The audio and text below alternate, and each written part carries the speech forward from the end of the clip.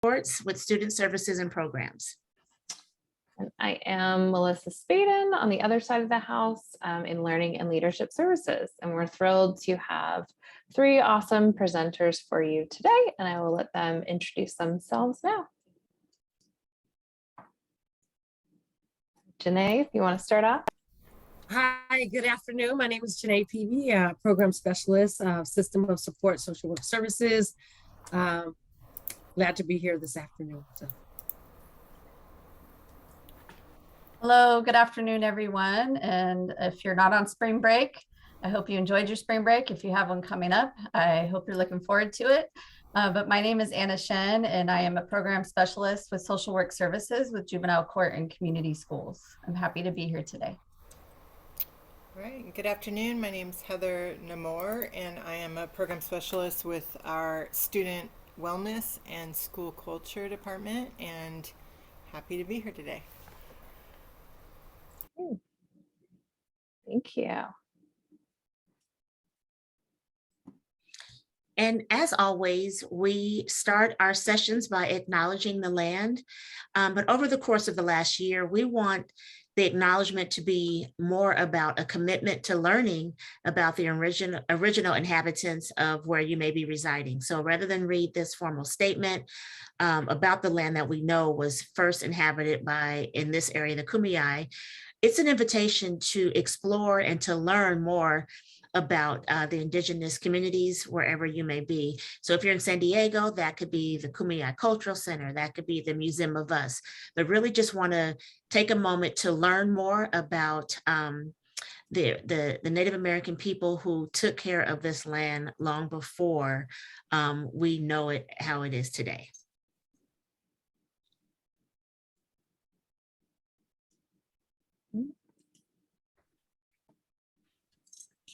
As always, we want to revisit our community agreements that we established so long ago now. We start by assuming goodwill. We try to be fully present, which we know can be difficult. Share the air, make sure that all of your friends are able to speak. Stay curious, ask questions. That's what we're here for. Listen and speak from the heart. Breathe and take care of yourself, and then tell your own story. So if you want to share what someone else shared when you want to break out, make sure that you ask their permission. And for the second to last one, we're just going to take a moment, as always, to breathe. You know how we love these De-Stress Monday visuals. And we'll do 3 cycles once this restarts. Oh, shoot. Sorry, folks. There we go.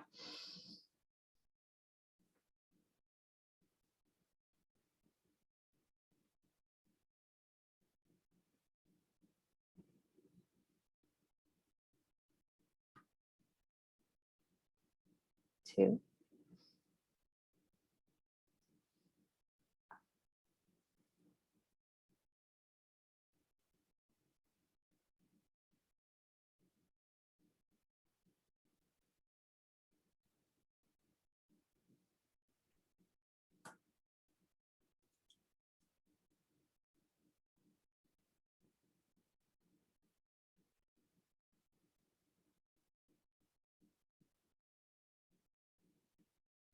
Okay, thank you, everyone. Oops.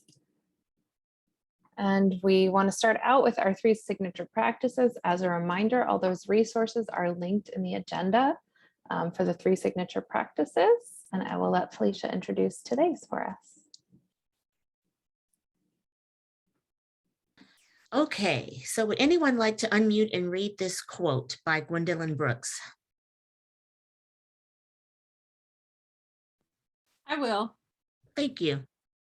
I believe we should all know each other. We human carriers of so many pleasurable differences. To not know is to doubt, to shrink from, sidestep, or destroy. Gwendolyn Brooks. Thank you. So we liked that quote because it connects to our welcoming activity. And it's a fun spin on letting us know or inviting folks in to know a little bit about who you are. So on the next slide, we will introduce the activity, and it's called Arms Reach Show and Tell.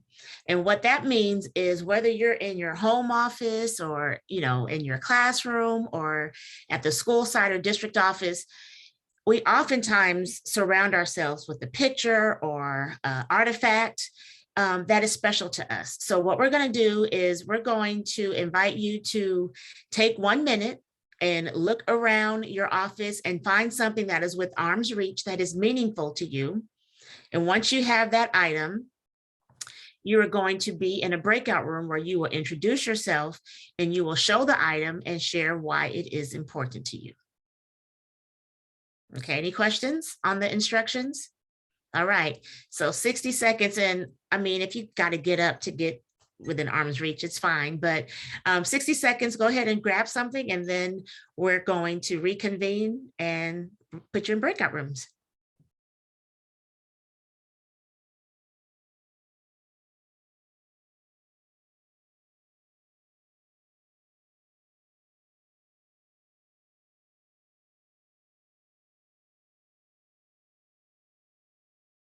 We've had that we no longer have with us.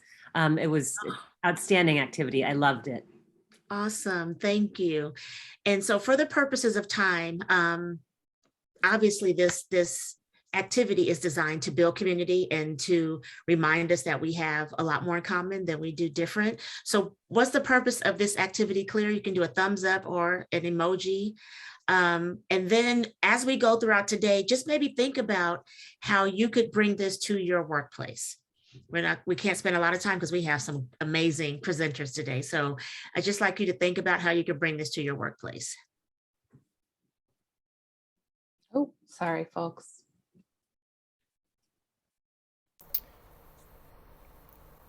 All right, so the intended outcomes for today, obviously, I keep saying obviously, I think I said Captain Obvious to someone and it's now resonating with me.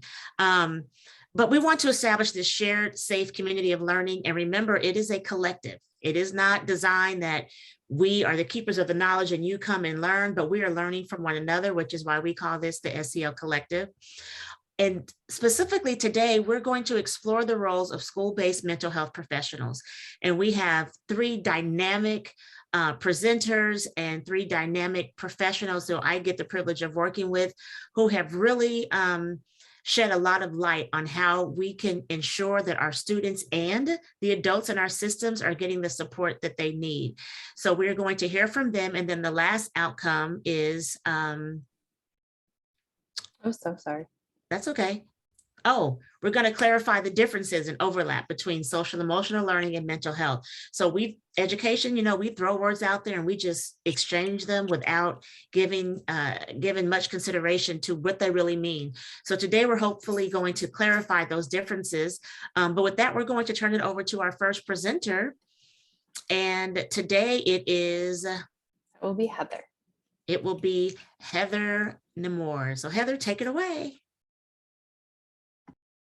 I'm on mute. Okay, thank you. Can you see the slides okay, Melissa? Yes. No notes or anything? Okay, because my presenter view wasn't working a minute ago. Okay, well, good afternoon, everybody. Heather Nemore here again from our Student Wellness and School Culture Department. And so today I'm talking about mental health supports, and everything I'm really going to be presenting to you is information and tools and resources and warm lines and hotlines that our team has vetted for you. When we work with schools and districts, we constantly hear, and we know this, there's so much out there, especially now with mental health really being a big priority due to the pandemic. There's so much out there, and schools do not have time to go through all of the resources that are out there. So one thing we've been able to do is constantly stay up to date on what is out there, best practices across the state. We're involved in a lot of statewide work around mental health in schools. And then we vet these resources, and we create a lot of guides and at your fingertip information. So everything I'll be sharing with you today are really resources that all schools can use. We know that there are never enough mental health professionals on a school campus. And so everything I'm presenting today are really ways that schools and districts can build capacity to really make mental health not, send them to the counselor kind of thing, but really have school climate, school culture impact mental wellness for all on a school campus.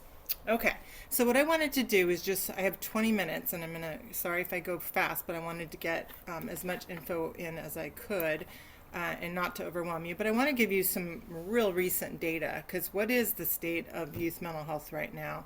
So all of this is pretty fresh new data. So what we know is in the first year of the pandemic, intentional self-harm among 13 to 18-year-olds increased by 91%. Overdoses increased by 95%, and diagnosis of major depressive disorder increased by 84%. That's pretty huge. And between 2016 and 2020, children ages 3 to 17 who were diagnosed with anxiety grew by 29% and depression 27%. And then lastly, in the last 2 years, unmet healthcare needs grew by 32%, and reported behavior or conduct problems grew by 21%. And we know in our county and in our state and in our nation that navigating mental health systems and accessing mental health supports is a big challenge. I personally have been able to see how it impacts families, and so we work very closely with all of our systems to create stronger referral pathways to come. So the state of student mental health, you can see here, isolation, stress, increased material hardships, all of the elements the pandemic has presented us with has really strained the vulnerable mental health of our students. So you see here on the right, students rating their mental wellness at 7 or higher on a 10-point scale. Pre-pandemic, 68%. Pandemic, 39%. So pretty big, significant impact on our young people. This CDC just released this. Mental health threats of our high school students. So 44% reported they persistently felt sad and hopeless during the past year. And hopefully you all are tapping into your CHICS data to look at what is your specific district saying around your students with this indicator. 55% reported they experienced emotional abuse by a parent or other adult in the home. And what does that emotional abuse mean? It's things like swearing, insults, putting the student down. 37% reported they experienced poor mental health. 36% experienced racism before or during the pandemic. 29% reported a parent or other adult in their home lost a job, and 11% experienced physical abuse by a parent or other adult in the home. So that physical abuse includes things like hitting, beating, kicking, just physically hurting the student. And then suicide. So exciting news, our state public health department has just opened up an Office of Suicide Prevention for California. And we work closely with CDC, and they are a part of our statewide suicide prevention committee, and they just presented some fresh data, which I wanted to share because, if we have new data, there's a myth that suicides are going up since the pandemic, and that's actually not true. Suicides, as you can see here, have decreased in 2020, which is great. But the concern is that suicide rates of certain subgroups have increased. So you see a 20% increase for 10 to 18-year-olds here. And then within that group, suicide rates have increased 27% for youth who are Black. And, preliminary risk analysis suggests that exposure to overt and systemic racism, lack of treatment for depression, those kinds of things contribute to the increase of suicide rates among our Black youth. So we're working with Office of Ed and CDE to really develop culturally affirming practices for suicide prevention for our Black youth. 6% increase for Hispanic and 26% for female youth. So myself and our executive director, we sit on the county's child fatality review team and review all deaths for school age for children 18 and younger. And I have to say that there are some parallels with our county with these national indicators as well. All right, so some trends for 2019, and when we look at suicide data, it's always years and years behind because it takes that long to track these with verifying deaths and so forth years later. So 2019 might not seem new, but it's actually new. So just some more information. 1 in 2 had a current diagnosed mental health problem, and 1 in 4 had an alcohol or substance abuse challenge. So just knowing that, those issues that exist are risk factors. 1 in 4 had currently or in the past undergone mental health or substance abuse treatment. And then 27% had a history of attempting suicide, and 21% had disclosed their thoughts or plans to die by suicide within a month prior to their death. So I'll share some resources around creating awareness and understanding, and how to really build that mental health literacy in our school communities so students, staff, parents can all be really on the lookout and know for warning signs and how to connect to the right person. So some of you I might present to in other venues. So some of these resources you might have seen, but if not, it'll be good refreshers. So this year, every year we change this Teen Guide to Mental Health and Wellness, and we actually work with a high school student who's a big leader in a district school community and get feedback from the youth. So that's really important to us. But what we know here, and I'm going to take you, actually, I'm going to click on this link. That should take us to the actual, oh, nope, my link didn't work. Okay. So this guide is a 2-pager. And what you see on the first page are lines that we vetted, like the black line, the warm line, the California warm line, the Trevor Project. These are all different warm lines, hotlines, domestic violence. Oh, is it going to it now? What are you guys seeing? Oops, hold on. Let me reshare my screen because that messed me up. Okay. So these different warm lines and hotlines are really for our youth to have access at their fingertips to share with each other, with their friends, with their family members, and so forth. And on the right side, there are 5 wellness tips for students. And what our high school student told us is, students, if you're going to tell us, wellness tips, self-care tips, then show us a quick link on how to do it. And so that was great feedback. So you can see some of these have a video or a step-by-step on how to do these different things, like find calm in the chaos and balance time for yourself. And then below are the personalized mental health support. So I'm going to talk about the mental health questionnaire in a minute.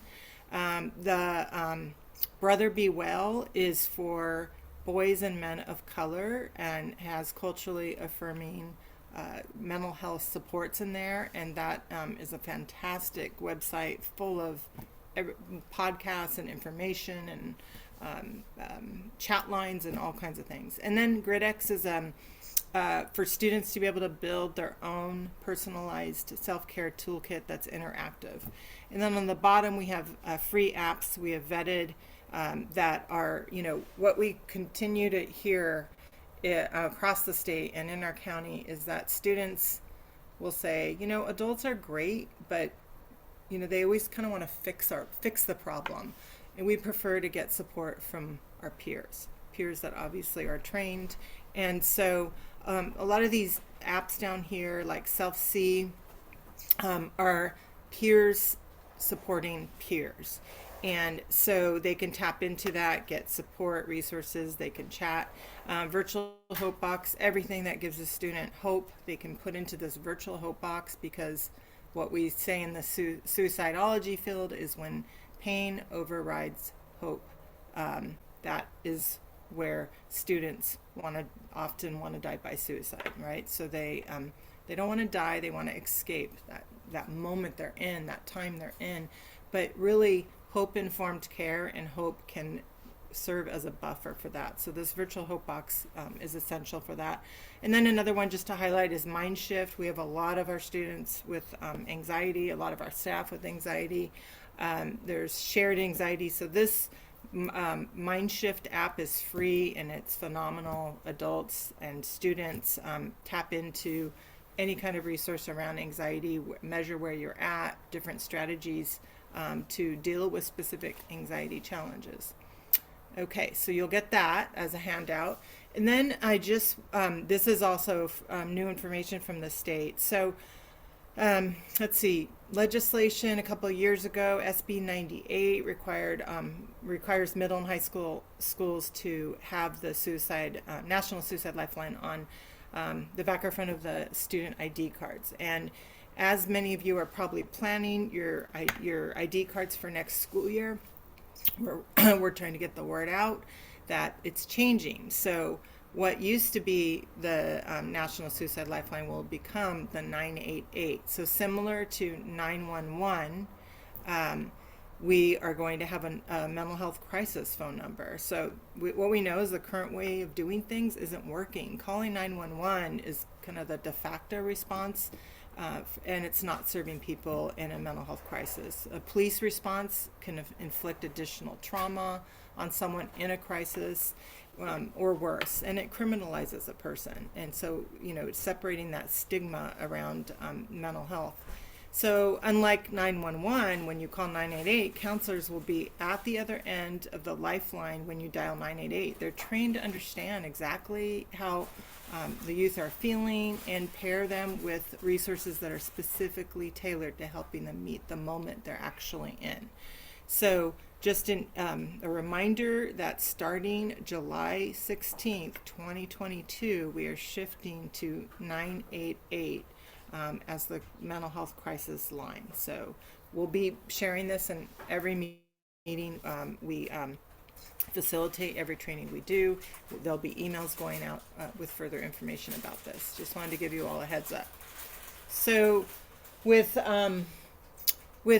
student wellness comes staff wellness, and I'm sure you all know, and Melissa and Felicia, and I'm sure they talk about this all the time, but it is so important for our staff to be well so they can support students to be well. But what we know in our current landscape is that staff are not well, and what we're hearing is stop with the word self-care. It's almost become this word that causes a reaction, because I'm a busy teacher and I am just trying to make it day to day, and you're telling me, oh, don't forget to self-care. How am I supposed to do that?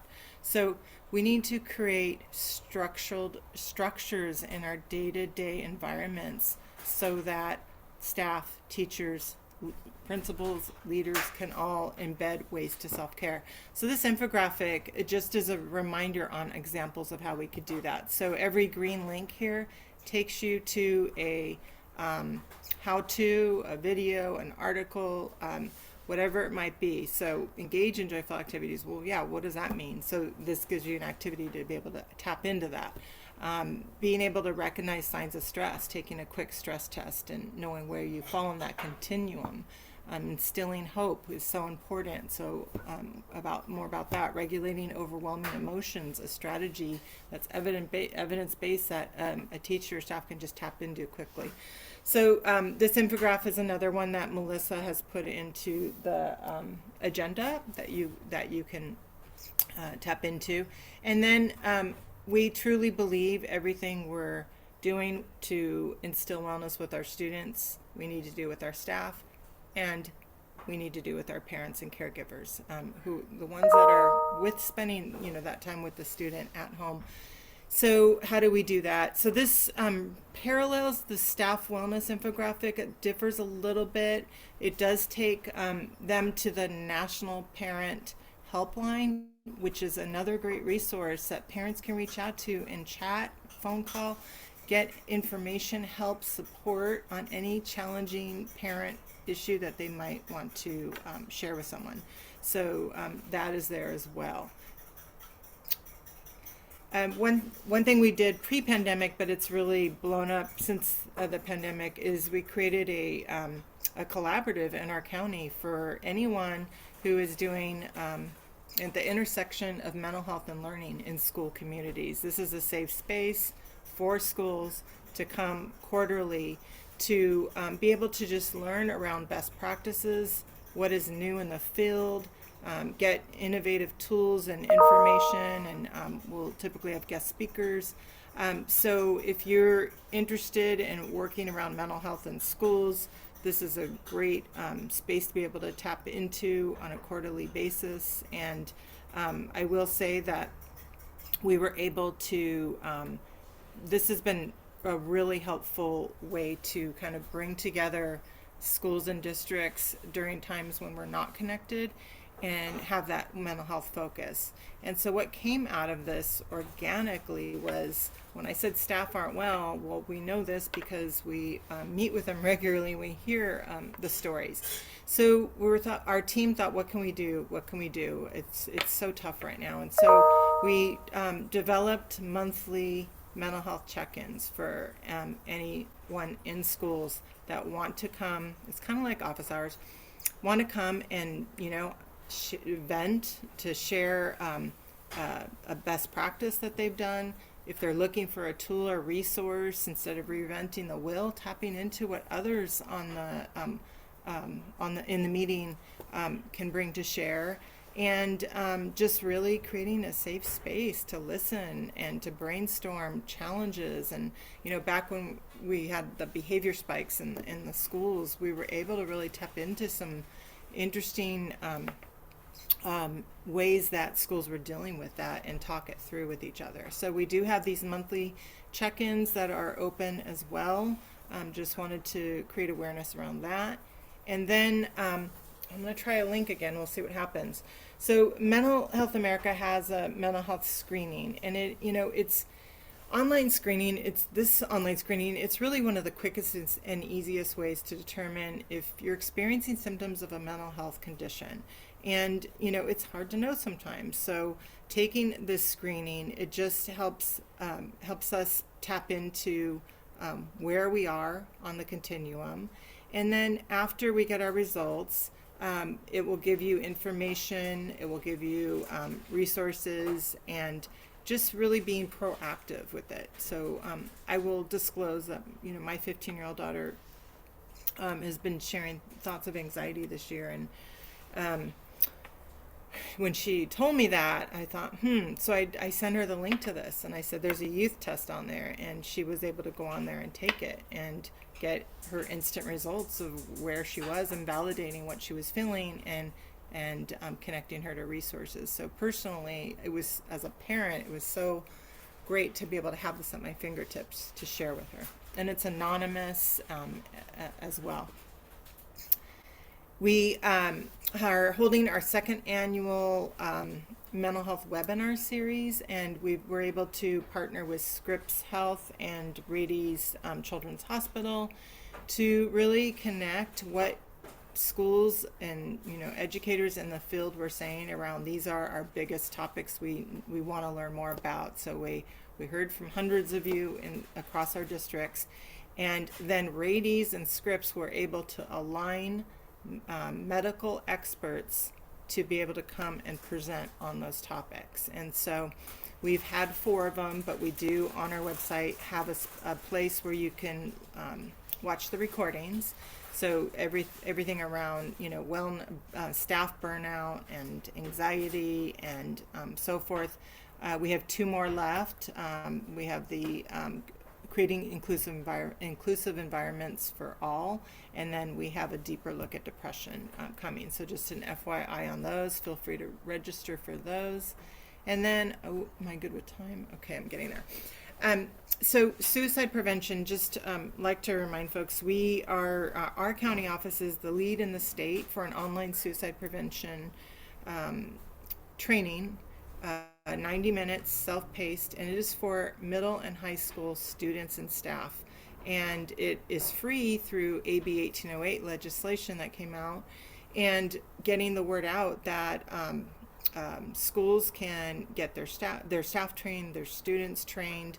It's a great way to really enhance that peer-to-peer support among students. So can provide the flyer where you can click onto the link to start the training. And then on our website, we do specifically have mental health resources created by teens, for teens, being responsive to what our students are saying. We're building up these resources to really enhance teen support. And then, oh, I never clicked on this. Let me see if it works. So I want to just show you. Okay. So super, are you guys seeing the mental health test? Thumbs up.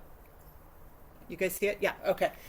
So this is the Mental Health America, and you can just go here and, you know, if you want to take a anxiety test, whatever it might be, and then it's very simple, and then it's just these simple questions, and then at the end you get your results. So just knowing that that is there, and then I wanted to show you this year we actually launched our virtual wellness center through actually this SEL Community of Practice grant that we got a little over a year ago. And this is something we're continually building up because the strategies and resources are ever growing. And so this is really for all students, staff, parents, caregivers to be able to tap into a safe space to just kind of rest, refocus, connect to wellness activities. So whether it's mindfulness, you go here and it's broken down by children, for teens, for adults, simple things that you can do, tap into your 5-minute breaks that you have or whatever it might be, stress and anxiety. So when we do trainings on this, that we kind of have a lot of the strategies connected here so that stakeholders can go and tap into that. Virtual tours and video cams, it's amazing. You can just go to San Diego Zoo while you're working. It can be so peaceful watching the monkeys while you work or whatever it might be. My favorite one is the Windows of the World, where you can literally go anywhere in the world when it's so hard to travel right now. I miss the traveling, but you can go anywhere in the world, and people put they put their cameras in the window. So this is India. Isn't that cool? And you can just listen to the sounds of India and see the visuals. This is Canada. So just really soothing activities, and for some it might not all be, but tapping into what resonates with you. The last resource I want to quickly share is really about lifting up student voice. And our county office has been in partnership with CDE and Wellness Together for a couple of years. We created this Mind Out Loud movement across the state for really creating a space where students can boldly talk about mental health out loud. So we have 4 pillars with Mind Out Loud. And first, it's around personal wellness. You can see the subcomponents there: suicide prevention, support for marginalized communities, and awareness and advocacy. So how can your students get involved? We have an annual event. We just had it in March, and it's an amazing event where we bring in celebrities who have overcome mental health challenges, or youth who have attempted suicide and survived, and it's changed their life, and they just want to share their story with all youth. Like, it's super powerful. We do this every year, but this is also an ongoing movement where students can apply to be ambassadors, or they can just tap into the free monthly workshops that are led by students for students, free annual event, or they can become a student ambassador. So you can scan this bar and be able to tap into Mind Out Loud, the student event. We had watch parties across all our schools and districts in the state, and students got together and had a watch party, and we were able to provide the pizza for them. So there's still an opportunity to do a watch party with the recording with students. And don't forget, May is Mental Health Month. You're going to be hearing a lot from us about different ways to really illuminate mental health with student voice, parent voice, staff voice. And this is a great way to promote student wellness and student voice during the month of May. And then lastly, I hope I'm on time, guys.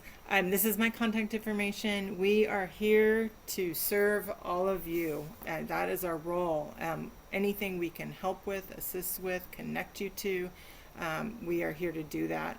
I also put the link here to our Student Wellness and School Culture website, so you can tap in. I'll just take you there really quick to the many other things I didn't even get a chance to talk about today, but just our SDCOE websites have completely changed, so I'm just trying to continually orient people to how it now looks.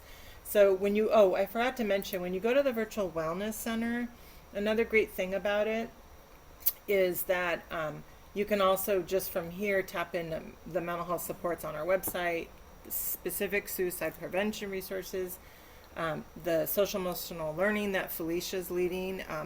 There you can tap into resources there, and then our training. So if you click on trainings, you can see each month what we have going on. So you can see, for example, we're doing cultivating emotional resilience and mental fitness while parenting. So please get the word out to all your parents. April 27th is our last one of the school year.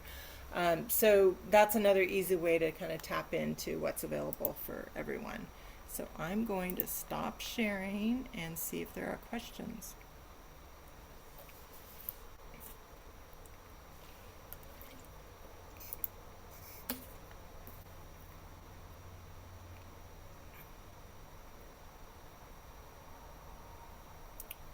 I don't see any right now. I did answer a lot. Oh wait, there's Steph just unmuted. I'll let Steph Yeah, go ahead. I didn't have a question. I just wanted to give an appreciation. Thank you. I'm sure I will have questions. It's a lot. I know, I'm sorry, it is. So I'm going to need a minute to absorb, but Yeah. just appreciation. Thank you. These are amazing resources. Absolutely, no worries. And I know some of you are part of our COPES grant. We just received the COPES grant, $6 million for 4 years, and we are going to have all this broken down and available for you all and more, not in an overwhelming way. So you'll be definitely tapped into all of this. And if I can just add, Heather, thank you so much for thinking about our staff too. I know that we do a lot of focusing on students, a lot on families as well, because there's a need, but I also recognize that our staff too, so appreciate that. Absolutely, thank you.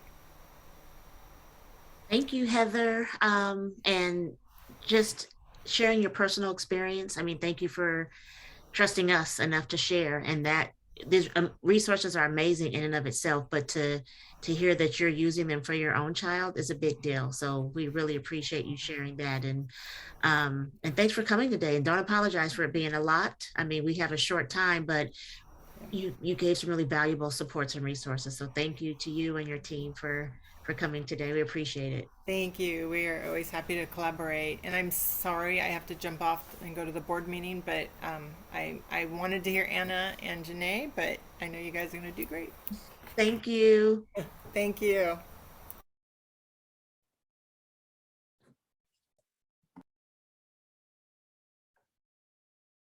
Sorry, folks. The second I shared, my screen went away.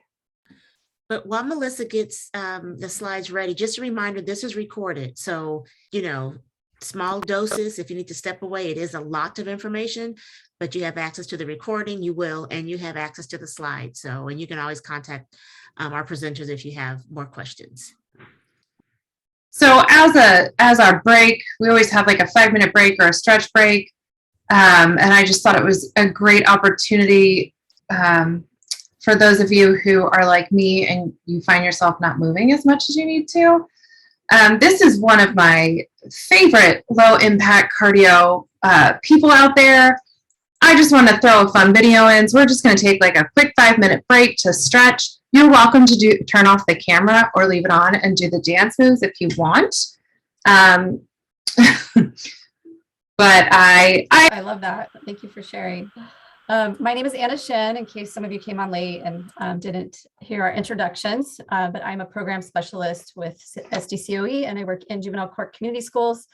I am going to be introducing school-based mental health professionals, which I believe here I'm speaking to the choir, but I hold two credentials. One is in school social work and the other is in school counseling. So today I'm going to be talking a little bit about school counselors and school psychologists. And Melissa's going to be doing the slides for me, so I apologize. I'll be saying next slide. Many of you have probably seen this video, but I really feel like it's an important video to continue to view and even share it with your staff if you can. But it's important that we remember that we all go through things, and we've mentioned earlier, Heather mentioned, and also Inez mentioned that we also need to think about our staff. We're constantly putting students first, but it's important that we think about our staff as well. So Melissa, if you could share the video.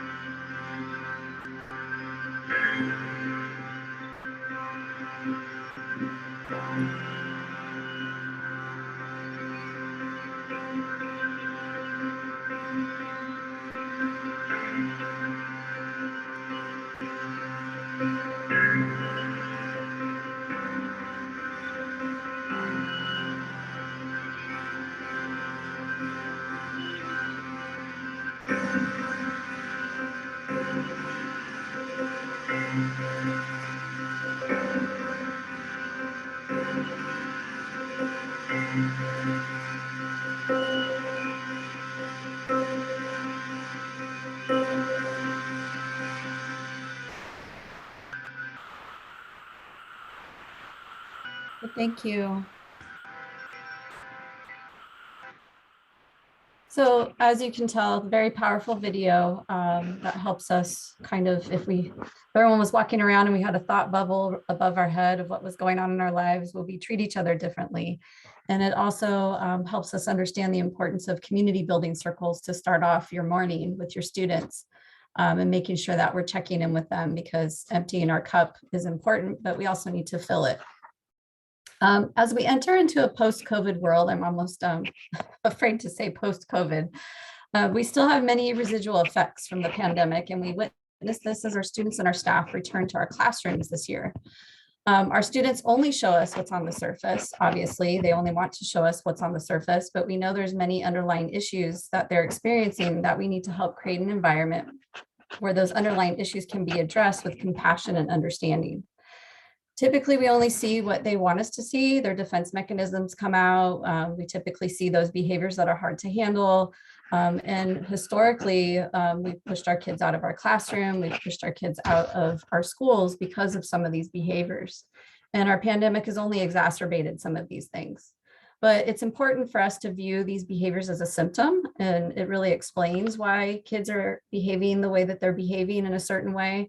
But we have to address what's underneath that in an environment where our kids feel comfortable expressing their emotions, where they can learn coping strategies and problem solving skills. And really, this is SEL in action. And that should be part of our everyday curriculum. Next slide.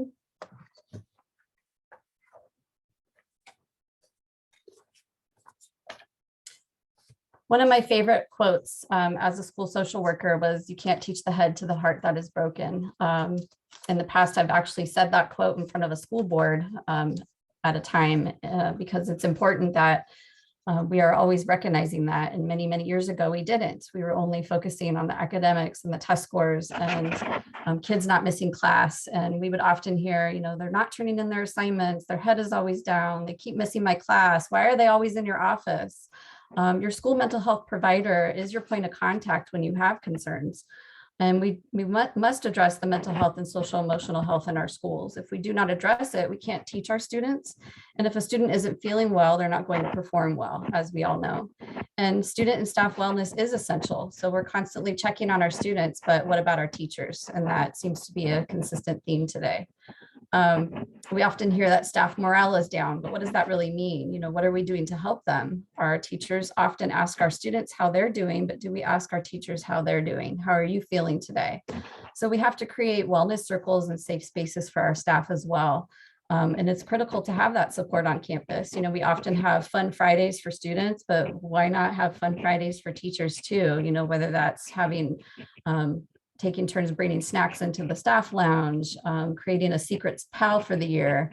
My previous district, we had a secret pal for the whole school year, and we had no idea who they were. And at the very end of the year, we had a reveal party where we got to know who our secret pal was. That was a lot of fun. But making sure that we're having those check-in circles with our staff and also our students. We can do walking clubs. You can have a praise corner for staff. There's lots of things that we can do to increase SEL on campus for our students and our staff. Next slide.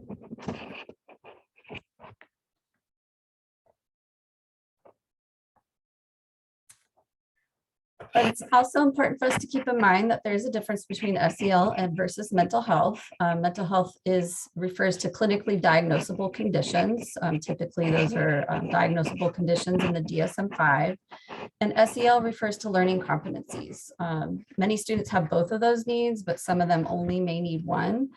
SEL, as we know, can benefit all students. It's embedded into our Tier 1 system, and it's helps our kids become productive members of society.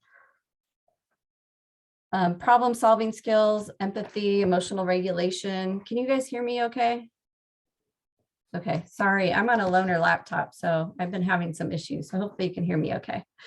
But we need to make sure that we're addressing the SEL, most importantly, and teaching kids all the tools that they need to become productive members in society, to become productive adults. And that needs to really be part of our everyday curriculum. But mental health really is about seeking that support when they have significant things that are impacting their home life, their academic life, those barriers, and making sure that we're addressing those needs by referring out to therapy or a pediatrician or outside sources. SEL is embedded within everything we do within the school. And I'll give you an example of my son recently got in trouble. I got an email from his teacher, his computer teacher, because he was not behaving in class. And one of their strategies was to have him email them an apology note. And part of SEL is making sure that we are having that face-to-face connection. So I suggested that he actually face-to-face with the teacher, give that apology versus emailing a note. We're very comfortable with computers and technology and kind of getting away from that human interaction and also hearing how somebody feels when they've done harm. So that is our intervention for my son after spring break, is meeting with his teacher and publicly apologizing. And those are the things that we can promote within the school. Yeah, it's very easy to just send a quick email, but it's important that we take the time to address some of those needs early on so we can prevent some of the behaviors later. Next slide. So in the chat, if you could please put who at your school do you refer to or reach out to assist students on campus with their mental health needs? Or if you have a concern about a student, if you can just quickly put in the chat, who is that person? And it may be you, and that's okay to put.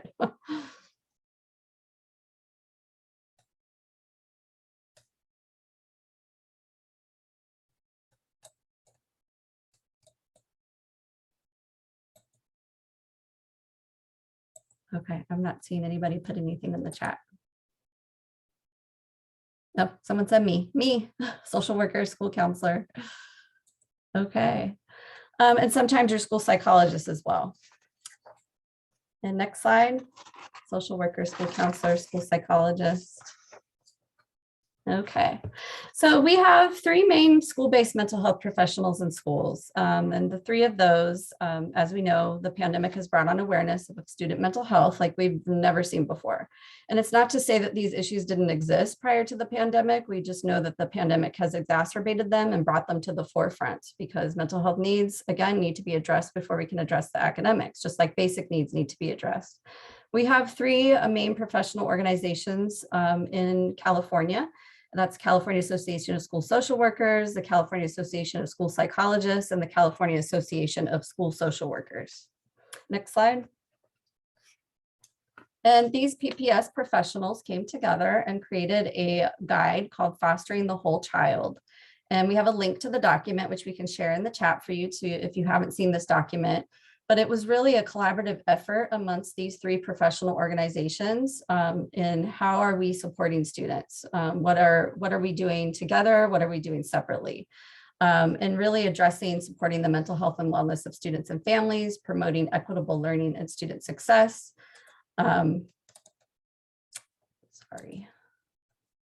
Cultivating a safe and healthy school climate, fostering academic, behavioral, social, emotional development of the whole child, collaborating and consulting with parents, caregivers, teachers, administrators, and designing, implementing, evaluating evidence-informed, data-driven prevention, intervention, responsive programs with MTSS. This is just a snapshot of what's in that guide. So if you haven't seen this guide, I highly encourage you to read it. And it's also really helpful for your administrators to see so they can see the difference amongst the roles. And really, in my opinion, having all three, if you can, in your district is having the dream team. Yes, we all can do things interchangeably, but if you can have all three professionals at your site, you just hit the jackpot, because everybody can bring their own lens and their own expertise in working with students. Next slide.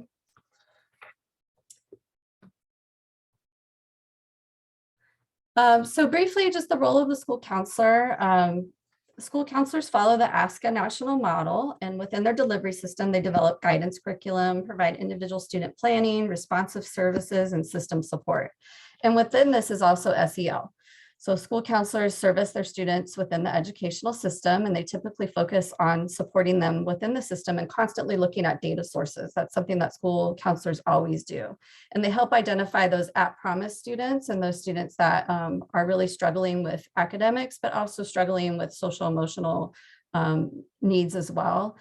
So they're trying to identify who's struggling in EL, who's struggling in math, who is not on track for graduation. They're monitoring schedules, credits, transcripts, but they're also on site to provide that crisis intervention and support and work with families. They help develop SEL curriculum and lesson plans and guidance lessons. They teach those guidance lessons, but they also can support the staff in teaching those guidance lessons. Next slide. School counselors have three domains. It's academic, career development, social emotional development. When I returned back to school to work on my school counseling credential, I can tell you that the difference between the school social workers and the counselors were really that academic development and career development areas. Those were the courses that I needed to take to understand in working with students. Next slide. School counselors also have their own MTSS of support. Tier 1 is really that district school-wide activities, individual student planning, district core curriculum. That could be the SEL curriculum that maybe the staff has developed or the district has developed. Tier 2 is that consultation, collaboration, small groups, individual referral for resources. And Tier 3 is that individual counseling and referral for resources. Next slide. Another school-based mental health professional are our school psychologists, which all of our schools have. School psychologists are guided by professional standards and ethics through the National Association of School Psychologists and their model of practice. As we know, they provide consultation on academic behavior concerns that persist within the educational environment. They are trained to provide full psychosocial educational assessments, which are the only one on campus that can do that full assessment. And they collect data, analyze data, determine if a student maybe has a learning disability or another qualifying disability to where they might need an IEP for services. They help write goals in IEPs, provide consultation, they do interventions, they provide behavior support, they help with functional behavioral analysis when we have students that are really struggling with behavior, and they can help come up with some strategies to support students. Oftentimes, they're very bogged down with testing and they can provide counseling and crisis intervention, but it becomes very tough when they're spending a lot of their time doing testing. However, they are available and trained to do crisis intervention and helping you find out if a student has significant mental health needs where they might need outside resources. Next slide. Another piece of what school psychologists do is they support that database decision-making and accountability. They're constantly collecting data, tracking student progress, and providing interventions, and also really assisting the teachers with the students in the classroom that may have an IEP. And that can include academics, mental health, and SEL. Oftentimes when I was a school social worker, the school psychologist would refer students to me to be in some of my groups, which are a tier 2 intervention, because they didn't have time to do the groups. So I would service their students on IEPs through groups. It really is a triage support. Oftentimes a school psychologist may get involved when you need to have tier 3 interventions. And when I say triage, that means that, as we know, tier 3, it's a lot more adults involved in guiding the student and supporting the student. Next slide. And I'm going to hand it off to Janae Peavy, who's going to talk about school social workers. All right, good afternoon. I may have to talk a little fast, guys. I know I want to make sure everybody's out of here on time. So the next slide, I'm going to talk about the role of school social workers in SEL and how we cultivate community. And so, as you know, school social workers are mental trained health professionals with a degree in social work who provide services related to a person's social, emotional, and life adjustments to school and or society. We are one of the 3 professions, as Anna's already talked about, school counselors and school psychologists that provide counseling services to children and adolescents in school. School social work is a specialized area. Practice within social work professions, because as we know, there's a lot of different social workers in different aspects in different agencies or in different job professions.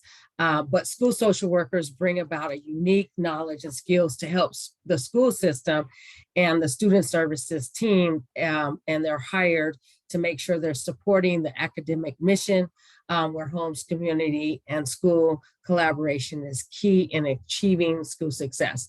So understanding that school social workers are the link between home, school, and the community, and providing those direct services as well as indirect services to students, families, and school staff to promote the support of students' academic and social success. And this is by our national, and we can move to the next slide. So just wanted to let you know that school social work profession has several organizations that throughout the years have provided some of the credentialing, our code of ethics, and some of the guiding policies. And I also mentioned about the California Association of School Social Workers that have recently in the last year partnered with the School Counseling Association and school psychologists to come up with that guide. And I was fortunate to actually be part of that team to work on that. So I just think it was a great time to be able to bring these 3 professions together, because that hasn't happened a lot over the years. Our next slide will be, so again, some of these things, I'm not going to be able to go too much in details, but as we have these social work practice models that we have, and these models are definitely designed to provide the delivery of services that we need to provide for our students and our families, and gives us ethical guidelines in making sure that we are providing the high quality of social work services in school. So these guidelines help with our credentialing and our practice and our framework for our services, and helps empower those school social workers in the process of what that looks like. So I have linked it to the slides, so I know you probably can't see it as well on here, but you can go through it and look at it for any school social workers that you might have. This is the practice model, and we'll move to the next slide, which is basically, this is kind of our MTS work for school social workers. And again, this is one of our guides, our guide that provides our guiding principles about school social workers and the practice that we have, which is broken down, and then to understand what the tier 1 supports are, tier 2, and the tier 3. All of these links are in that format so that you can see exactly far as what it is for our code of ethics, our practice model that I just talked about, and our standards, and what it looks like a definition of a highly qualified school social worker. So again, we just want to make sure that you have the information, and I'll move to the next slide. Again, the role of the school social worker is one of the things that we do is provide support, services and support to students, parents, families, school personnel, to districts, and to the community.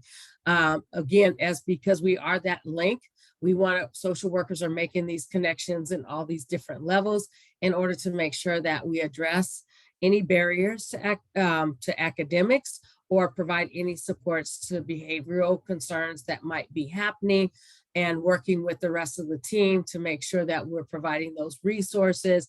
And again, not only for the students and families, but also supporting our school personnel and looking for those resources in our districts.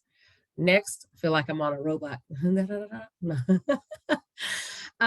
But again, here we go.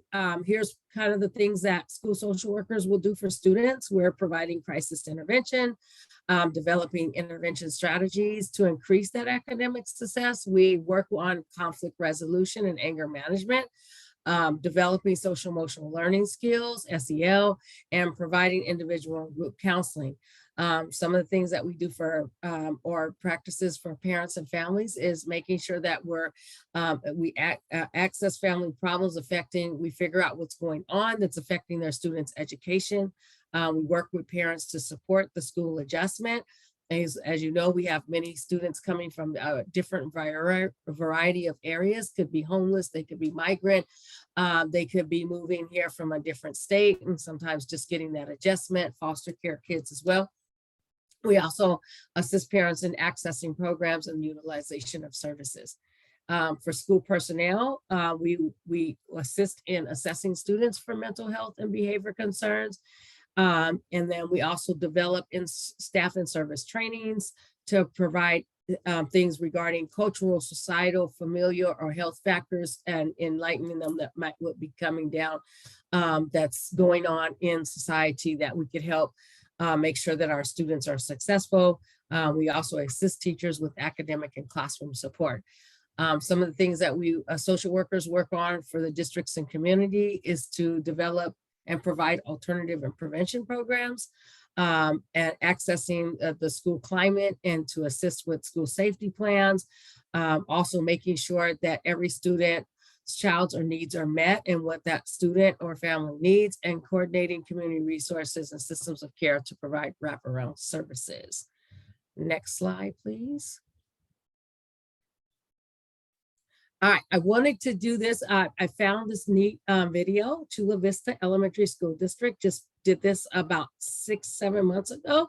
And so if we can play it, this is what they're doing for social emotional support in their district, and which is local. So if we could play that, hopefully it plays. Uh-oh, we need sound. succeed. We know this path. Forgot to unmute myself. At Chula Vista Elementary School District, we are committed to giving all students the social and emotional support they need to succeed. We know this past year has been incredibly challenging, but it has made us stronger as a school district and as a community. With a return to in-person learning, our teachers, counselors, social workers, and administrators have made social emotional learning a priority so that every child can thrive.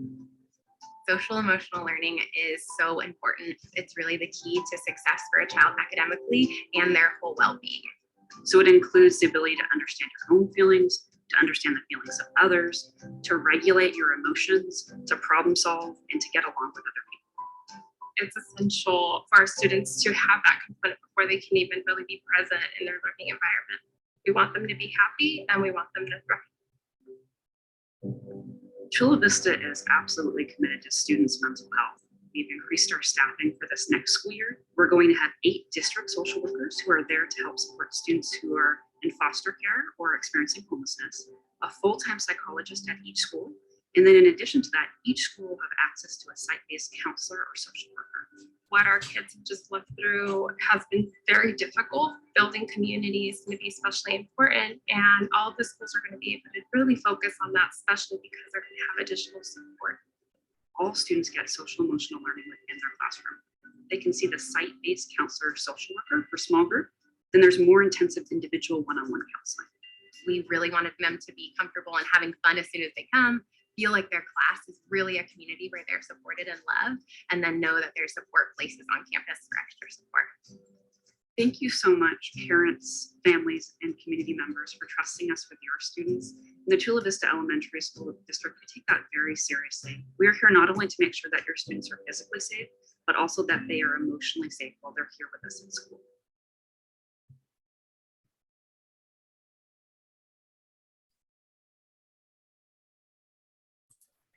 I just wanted, I wanted to make sure that, I mean, you see something that was local here in San Diego that's providing that support.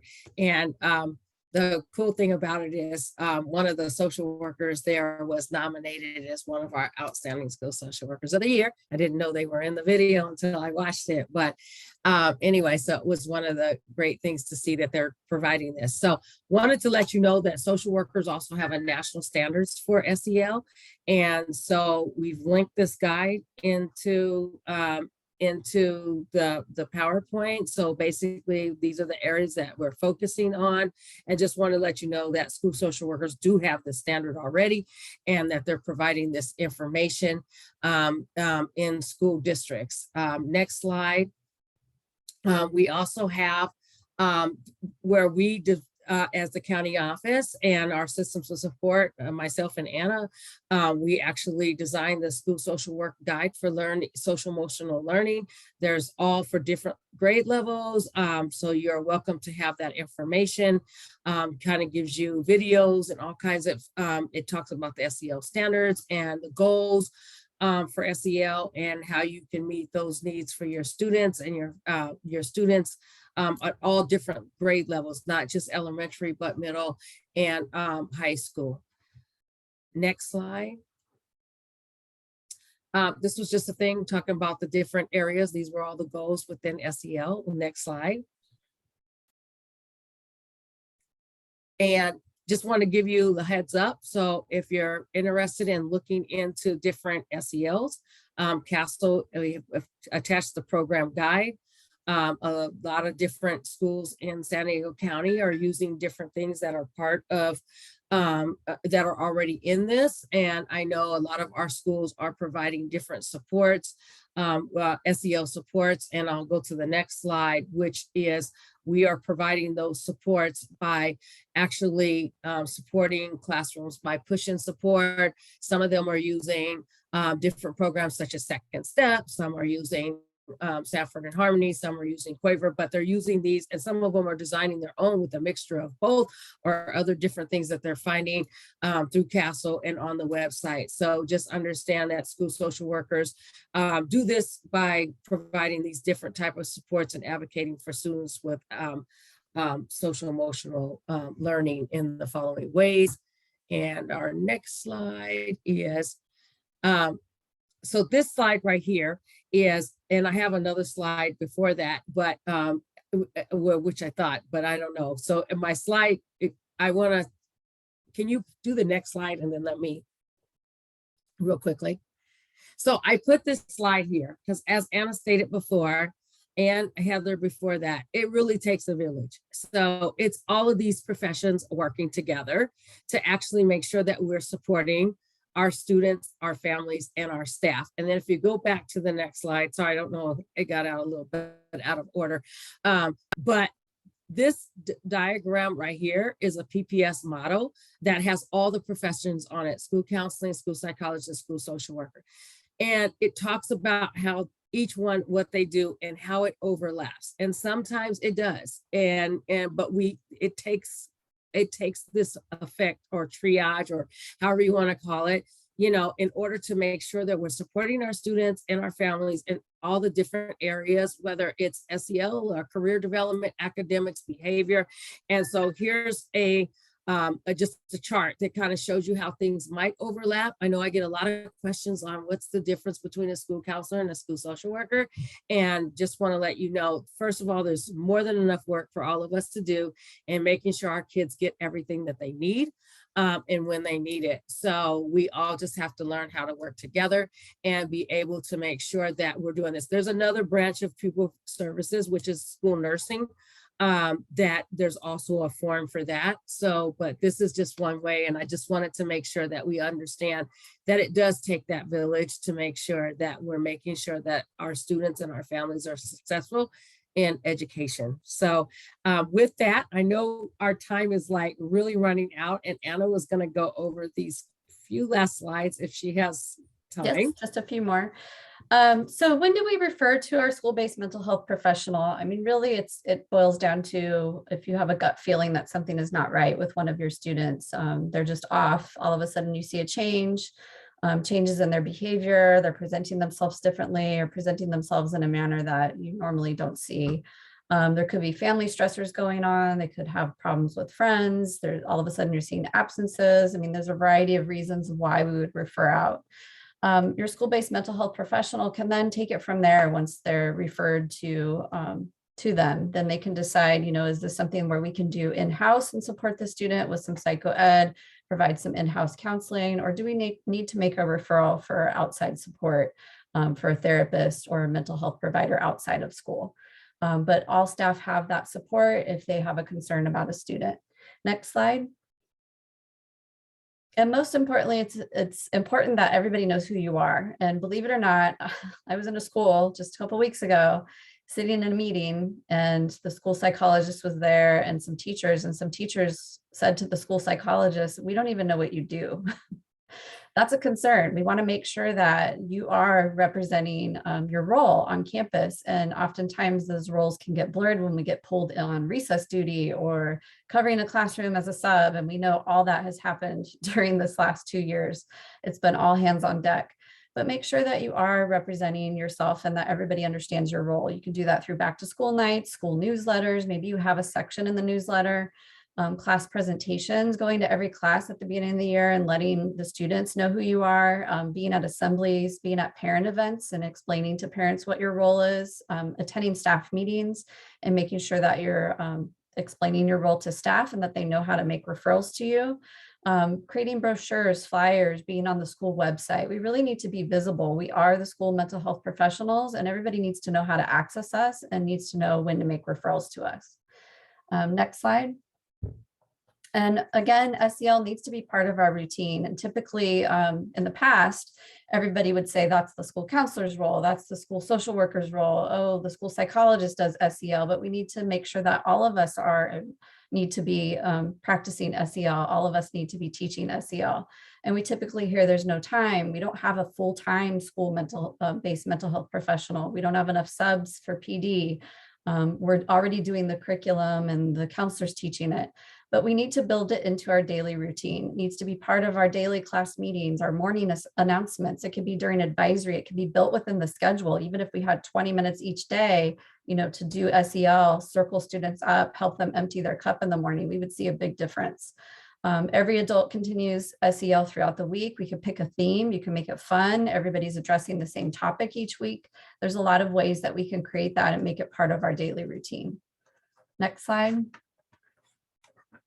And a quick example, this was from Cajon Valley School District. And what they did is they took the SEL standards and they mapped it out K through 8. They looked at emotional fluency, social fluency, cognitive behavioral fluency, and then they broke it down and created lesson plans and with a pacing guide even, which was very cool. So teachers could follow the pacing guide and they knew what SEL lesson they were teaching each week. And we know that SEL is taught through so many different avenues, but having that embedded into the curriculum on a daily basis or even a weekly basis really makes a difference. And it becomes part of the way we do things in schools. So if you have a moment, please check out their website. They've done fabulous things with SEL, just like Chula Vista has. And we can also put these links in the chat for you to view. And I believe we are out of time. Oh, the last piece, making sure we're not very good at tracking data and documentation. School social workers and counselors haven't been the best at doing that because we're so busy servicing students. We don't have time to document everything that we're doing, but we know data talks. And the more that we can track the data, the more that we can present to the school board and really show that our positions have value and they're needed and they're necessary on campus. And that will conclude our presentation for today. Thank you, Anna and Janae. And just as a reminder, we know that all of you here may not be a social worker or a counselor or a psychologist, but if you could just take this information and share it with your site leaders, your district leaders, your school-based mental health professionals, these are great steps. These great tools and resources to really strengthen your school-based mental health program. So we'd like to honor our time. Alyssa, would you like to add anything in the last 120 seconds? All right. Well, thank you so much, everyone, for joining us today. You will have the slides. You will have the contact information. Be safe, be well. And if you have the time, our optimistic closure is, I am curious to learn more about, or I am curious about, and then we can use that to inform some of our next learning opportunities.